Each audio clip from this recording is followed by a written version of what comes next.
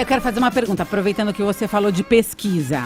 Eu queria saber como que ficam agora as instituições que deram tantas pesquisas que não necessariamente corresponderam àqueles números. Como não? Funcionou a pesquisa. Não, foi errado.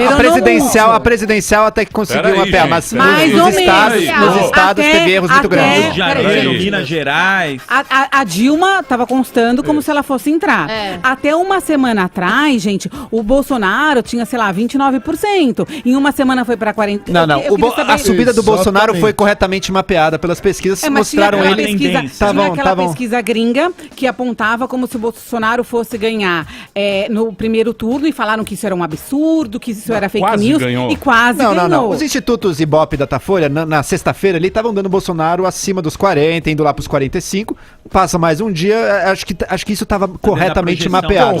Marina caindo, isso estava mapeado também. Claro que no último dia acentua o movimento muitas vezes.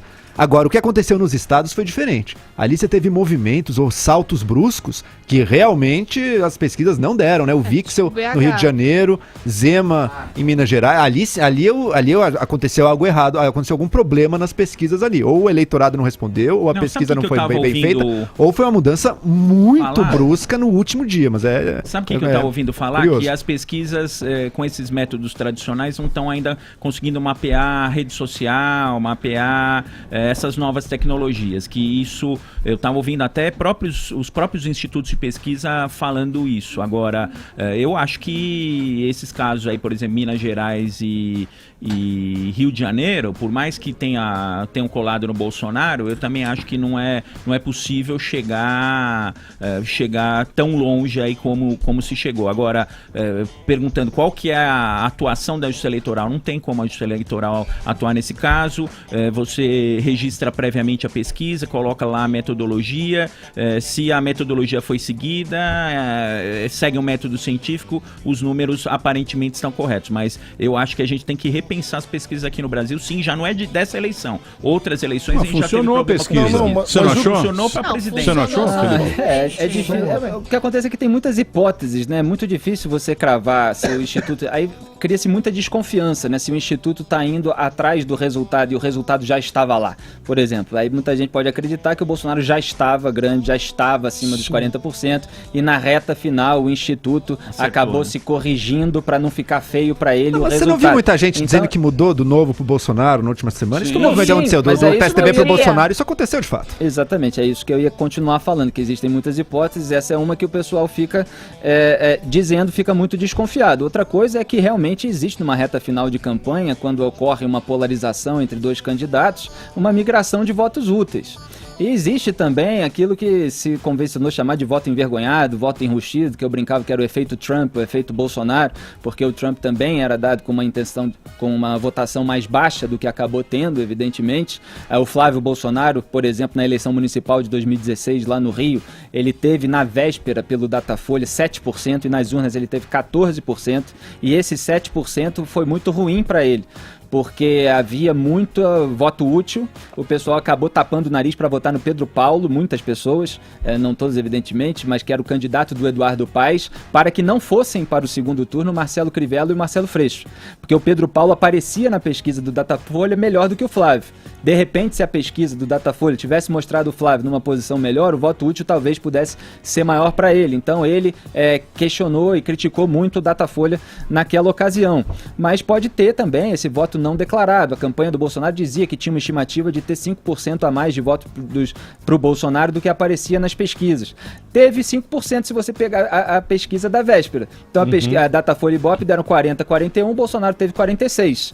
Mas será que era só voto envergonhado? Será que não teve migração de voto de última hora e inclusive eleitor indeciso? Então é muito difícil você cravar qual foi o acontecimento que levou a isso. Ficam muitas alegações, muitas desconfianças, a imagem dos institutos de pesquisa fica muito desgastada, mas eles sempre podem alegar que é muito difícil mesmo, que em cima da hora se forma uma onda, a migração de votos úteis, que é muito difícil de medir. Eu ouvi falar que a velocidade do voto aí no final é 4 vezes, que vai muito rápido e que isso muda os números. Não, mas Minas é um caso... Olha o que aconteceu em Minas. O Romeu Zema tava, quem sabe, ia conseguir uma vaga no segundo turno. Tava chegando no Pimentel.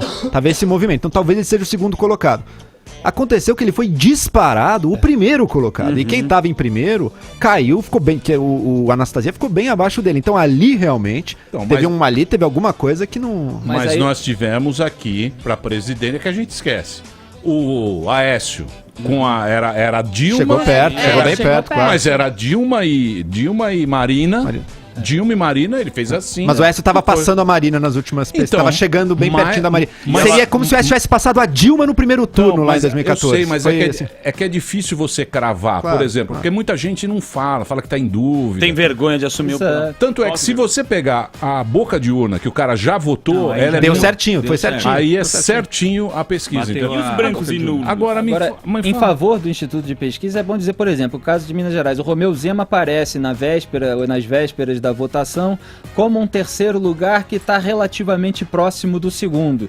Isso talvez possa ter favorecido ele, porque aí o cara pensa, pô, esse cara tem chance de passar aqueles dois que estão no primeiro lugar. Aí vou votar nele, vou ajudar. É exatamente o que pode ter acontecido também no Rio. Só que é muito difícil você medir o quanto disso aconteceu e o quanto o sujeito já estava crescendo mesmo, já tinha um eleitorado próprio. O Wilson Witzel apareceu também na véspera da votação em empate técnico com o Índio da Costa na terceira posição, próximo do Romário, com potencial de passar, e eu falei isso em Os Pingos nos Is, que poderia haver essa migração. Agora, obviamente, ele disparou alucinadamente, passou do Eduardo Paes. O Eduardo Paes certamente não previa isso, e ajudado pela onda Bolsonaro. Eu vou dizer pra você, eu acho maravilhosa a ciência da pesquisa.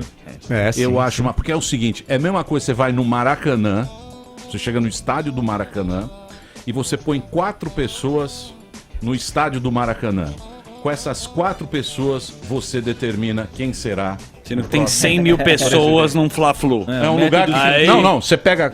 No Maracanã, você põe só 4 pessoas daquele universo de 100 mil pessoas. E projeta o resultado. E projeta o resultado. Tem alguém que tá abraço, Montenegro. Um abraço, fantástico, parabéns. Turma do Ibope. Tem alguém lá nesse Maracanã que tá representando você, né? Sim. Que o sujeito tá pensando que esse cara é igual ao Emílio. Exatamente. Ele é do mesmo grupo social, ele deve ter mais ou menos o mesmo posicionamento. Você fala assim, não tem nada a ver com a opinião desse cara. Exatamente, é incrível.